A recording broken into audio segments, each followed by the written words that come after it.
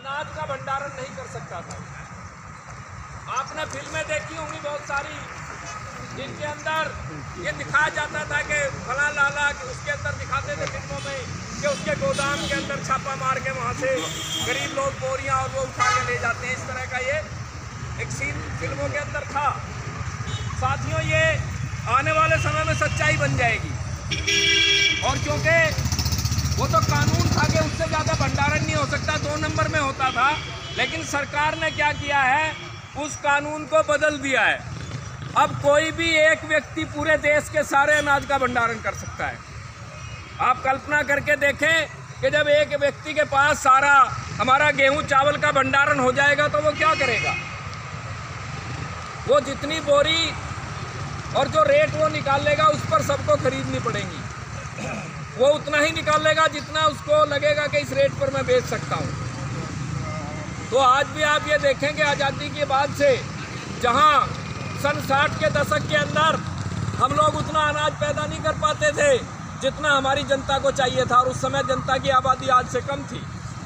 लेकिन देश के अंदर की हुई हरित क्रांति ने हिंदुस्तान को अनाज के रूप में आत्मनिर्भर बनाया।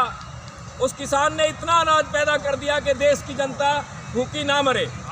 वो अलग बात है कि आज भी हमारे सरकार की नीतियों की वजह से गोदामों में अनाज भरा पड़ा है और कुछ लोग भूखे भी मरते हैं, आज भी मरते हैं। लेकिन कल को यही अनाज जब अडानी अंबानी के गोदाम में होगा तो ना केवल गरीब आदमी बल्कि देश की बड़ी आबादी भूख से मरेगी।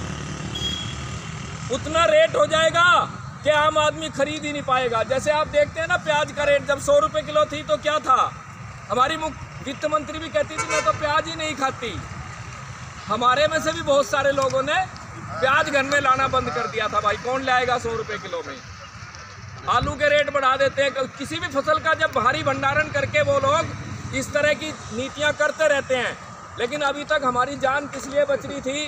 क्योंकि अभी भी गेहूं, चावल, दाल, बहुत सारी ऐसी चीज़ें थी जो हमें फिर भी सुलभ हो जाती थी, साधारण रेट में सुलभ हो जाती थी। इसके अलावा जो BPL के अंदर है, मिड डे मील के अंदर है, ये जो वहाँ पर जो एक तरह से सब्सिडाइज जो अनाज उपलब्ध होता है, जब भंडारण ही नहीं होंगे FCI के तो वो ऑटोमेटिकली बंद हो जाएगा। तो वास्तव में ये कानून केवल किसान के खिलाफ नहीं है बल्कि देश को, जनता को भी भूखा मारने का एक षड्यंत्र है।